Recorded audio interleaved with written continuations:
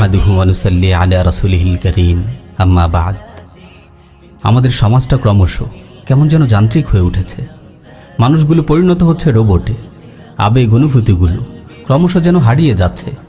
মানুষের চেহারাগুলো দেখলে মনে হয় জীবনের প্রতি তাদের বিতৃষ্ণা ধরে গেছে, কিংবা রাজ্যের সব দায় দায়িত্ব চাপানো হয়েছে তার ঘাড়ে। প্রিয় ভাই, কিসের চিন্তা করেন আপনি? আপনি কি ফিরে যেতে পারবেন অতীতে আপনার ভুলগুলো শোধরানোর জন্য? কিংবা পারবেন কি ভবিষ্যৎকে টেনে বর্তমানে নিয়ে আসতে? পারবেন না। তো কিসের আপনার এত উৎকণ্ঠা? অতীতের ভুলগুলোকে নিয়ে হাহুতাশ করে কোনো লাভ নেই, বরং ভুলগুলো যেন আপনার বর্তমানকে বিনষ্ট করতে না পারে তার জন্য সতর্ক থাকুন। সম্ভব হলে ভুলগুলোর প্রতিবিধান করুন। কোনো গুনাহ করে থাকলে আল্লাহর কাছে তাওবা করুন। প্রিয় ভাই, সবসময় প্রফুল্ল মেজাজে থাকার চেষ্টা করুন। আপনার সাধ্যমতো চেষ্টার পর বাকিটুকু আল্লাহর উপর সুপর্দ করুন। তাকদীরের উপর বিশ্বাস রাখুন। এটিই তো মুমিনের কাজ। একজন আদর্শ মুমিন মুসিবতে সবর করে, সুখে থাকলে আল্লাহর শুকর আদায় করে, সর্বদা প্রফুল্ল মেজাজে থাকে, খোলা মনে ও হাসি মুখে ভাই বন্ধুদের সাথে দেখা সাক্ষাৎ করে।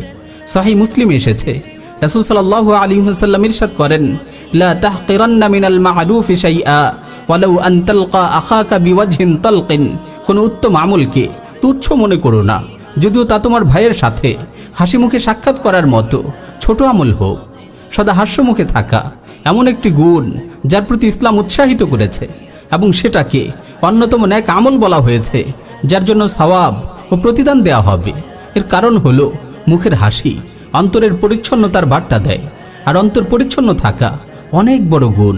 এজন্য রাসূল সাল্লাল্লাহু আলাইহি ওয়াসাল্লাম মুখে হাসি রাখার প্রতি লোকদের খুব উৎসাহিত করতেন। সুনানে তিরমিজিতে এসেছে, রাসূল সাল্লাল্লাহু আলাইহি ওয়াসাল্লাম ইরশাদ করেন, তাবাসসুমুকা ফি ওয়াজহি আখিকা লাকা সাদাকা। তোমার ভাইয়ের সামনে মুচকি হাসা একটি সাদাকা। রাসূল সাল্লাল্লাহু আলাইহি ওয়াসাল্লাম সাহাবীদের সামনে সবসময় হাসি মুখে থাকতেন। কারো দিকে তাকালে তাকে একটি মুচকি হাসি উপহার দিতেন। এই সম্পর্কে সহিহাইনে বর্ণিত হয়েছে, হযরত জাবির বিন আব্দুল্লাহ রাদিয়াল্লাহু তাআলা আনহু বলেন, মা হাজাবানি রাসূলুল্লাহ সাল্লাল্লাহু আলাইহি ওয়াসাল্লাম মুনযু আসলামতু ওয়ালা রাআনি ইল্লা তাবাসসামা।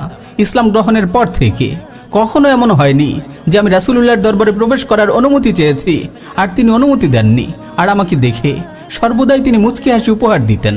প্রিয় ভাই, জীবন যত কষ্টেরই হোক সবর করুন, আল্লাহর দেয়া নেয়ামতের শুকর আদায় করুন।